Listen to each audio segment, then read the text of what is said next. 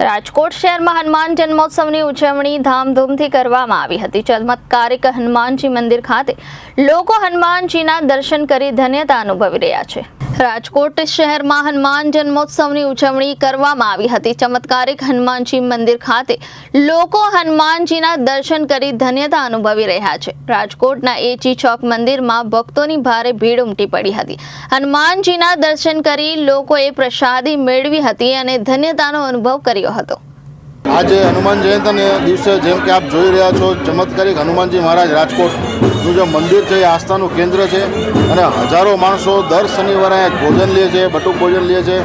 તેમજ જે અમારી કમિટી છે ધર્મેન્દ્ર ભગત જેમના પ્રમુખ છે અને નીરુભા વાઘેલા છે, ગિરિરાજસિંહ રાઠોડ છે, સ્વર્ગસ્થ બળવંતસિંહ રાઠોડે જેમને આ મંદિરની સ્થાપના કરી હતી જે તે સમયે। અને આપણે જોઈ રહ્યા છીએ કે જ્યારે જે પણ હનુમાન જયંતિ આવતી હોય છે તેના અનેક દિવસો પહેલાં તૈયારી શરૂ કરવામાં આવતી હોય છે અને રાત્રે 3-4 વાગ્યા સુધી આ ઉત્સવનો ઉજવણી થવા જવા રહી છે।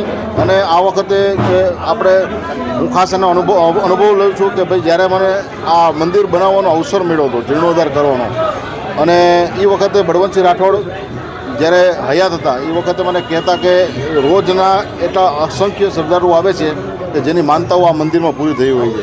શનિ મંદિર પણ અહીંયા આવેલું છે, શનિદેવનું મંદિર પણ આવેલું છે, શું કહેશો? અહીંયા પણ શનિદેવ મંદિરમાં આજે જોઈએ કે આજે રાજકોટના આ એરિયામાં શનિદેવનું મંદિર માત્ર એક જ છે, એટલે સાથે જ્યારે શનિદેવની પણ ખૂબ જ આગતા શકતા અને તેમજ એમની પૂજા થઈ રહી છે અહીંયા।